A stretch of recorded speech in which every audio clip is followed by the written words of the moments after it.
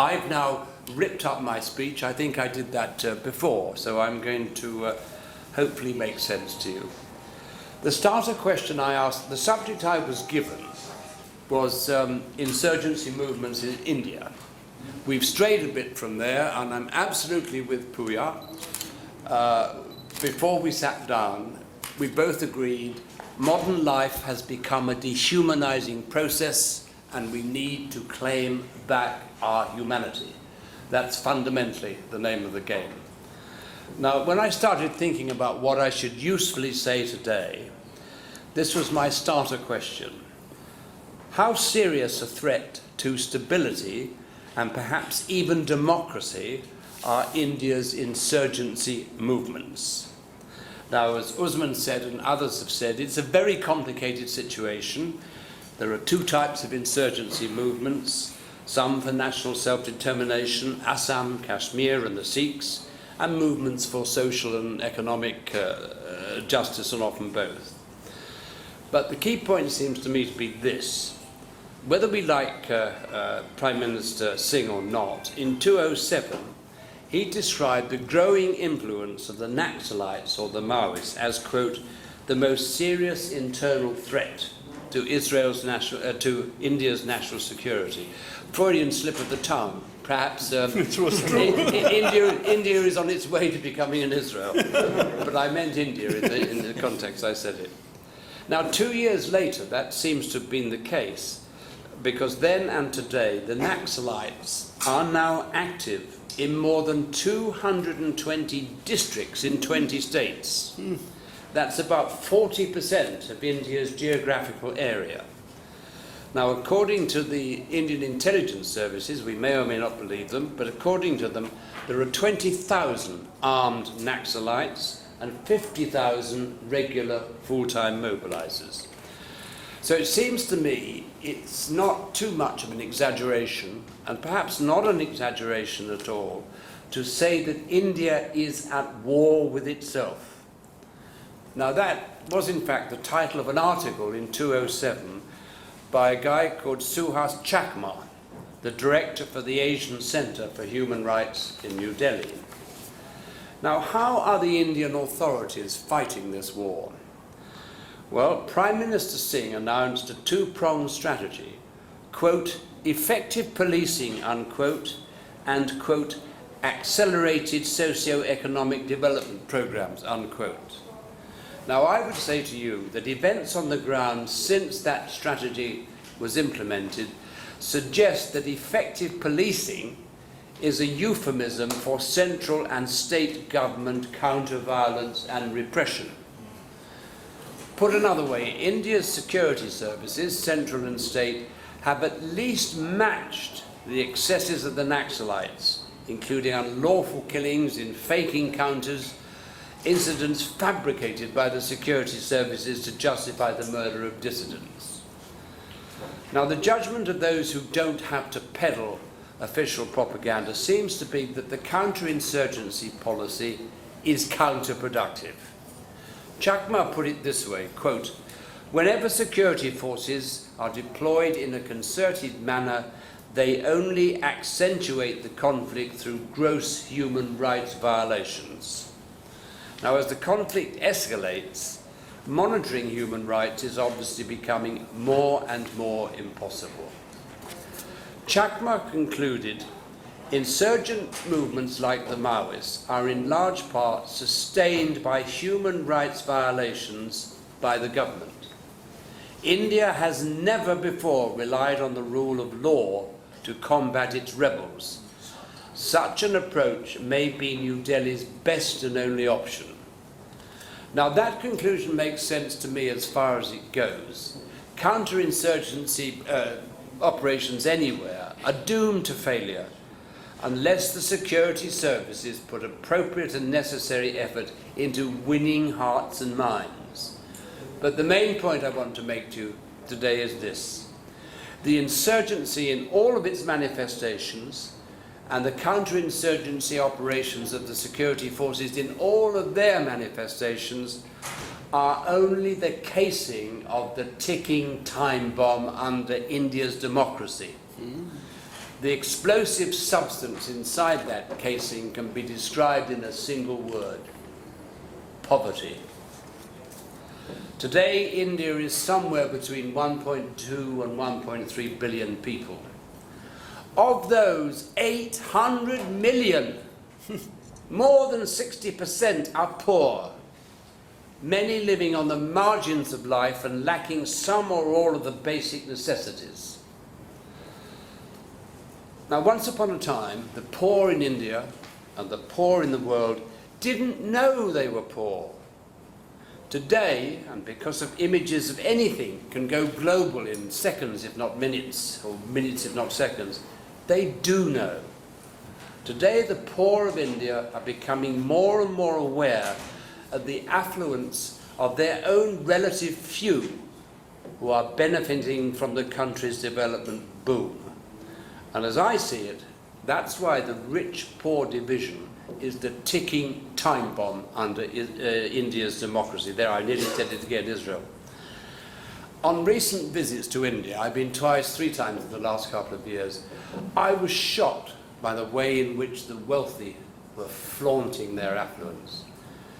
And I came to the conclusion that unless India's politicians commit themselves to fighting and winning the only war that matters, the war against poverty, there will come a day when the country will be torn apart by the despair and the rage of the poor. Now, if that was only the conclusion of a visiting Englishman, I suppose it wouldn't matter very much. But let me tell you this, and 1 or 2 of you may have heard me say it before. One of my dearest friends in India is Zafar Zaifullah. Now, he is the only Indian Muslim to have served as the secretary to the cabinet of the central government. Now, on one of my recent visits, Zafar hosted a lunch for me to meet and talk with a number of retired permanent secretaries to various central government ministries. They were, in other words, the real-life Sir Humphreys of their time. Now, I'm assuming that most of you will be aware of the fictional Sir Humphrey as in the BBC's Yes Minister and then Yes Prime Minister. Now, in conversation with these distinguished gentlemen, I expressed my fear that if progress was not made on tackling poverty and closing the rich-poor gap, there would come a time when India would be torn apart by violence. Now, my expectation was that these real-life Sir Humphreys would respond to me by saying, "Oh no, Alan, you're exaggerating. Things will never get that bad." What they actually said was, "Alan, we share your fears about our country." Let's now return to the Naxalites or the Maoists. Their leaders speak the language of the poor, but are they only doing so because it serves their ultimate purpose, winning power in New Delhi? I think it's a fair question, but I also think it's an irrelevant question. The point surely is this, that the Naxalites or Maoists and all other insurgency groups can only benefit, grow in strength and power from the despair of the impoverished masses. Now, it's been argued by its defenders that the caste system has kept a sense of order and peace among the people, and that it still works well because, quote, it's a way of preventing society disintegrating into chaos, unquote. That's what its defenders say. My own view is that a continuation of the caste system, which I think is diabolical, that's the word I would use to describe it, will contribute to the despair and the lack of hope that is fueling support for the insurgents. Now, to me, the big question is this.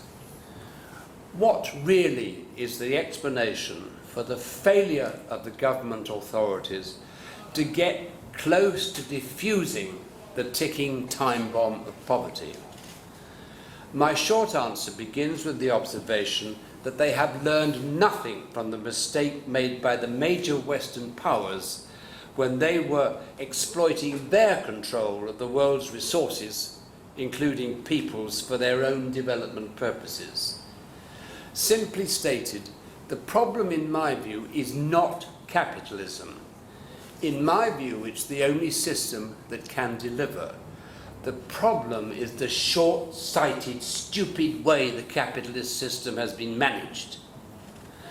How different and better would the world be today if early in the 1960s, or thereabouts, those responsible in the West for the management and oversight of the capitalist system had taken stock of the global situation and said to themselves something like the following: we are very good at the supply side of the equation, manufacturing, producing, selling, but we live in a world in which the vast majority of its inhabitants, about 80% of them, are too poor to buy what we have to sell.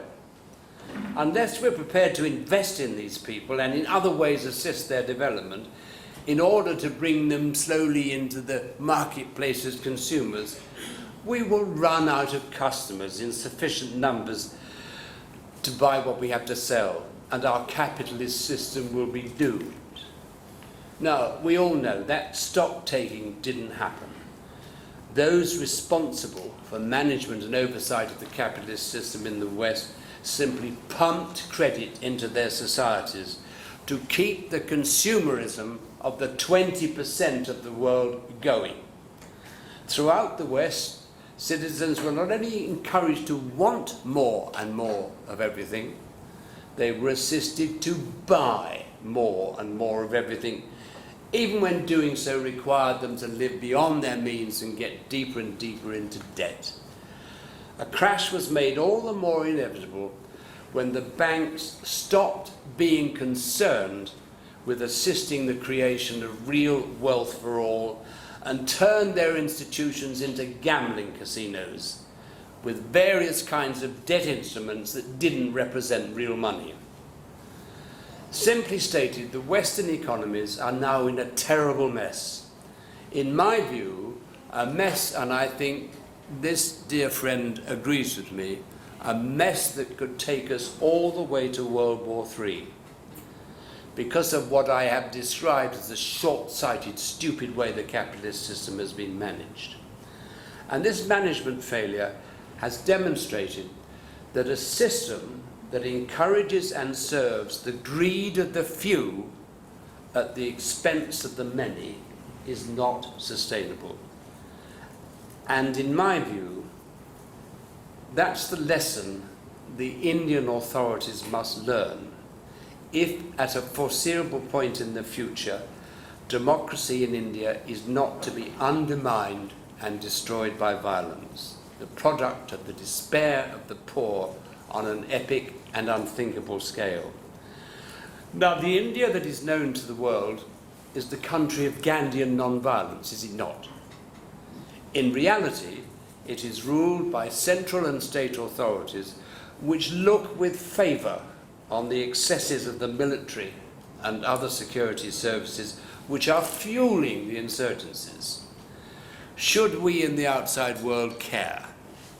I say yes, and here's why. Major wars often start because governments feel the need to deflect the attention of their own peoples away from the mess within and have somebody, some outside party to blame. Now, that being so, there must at least be the possibility, and this is why I'm not as optimistic as you, my dear friend, there must at least be the possibility that if ever the authorities in India fear they're going to be overwhelmed by the insurgency,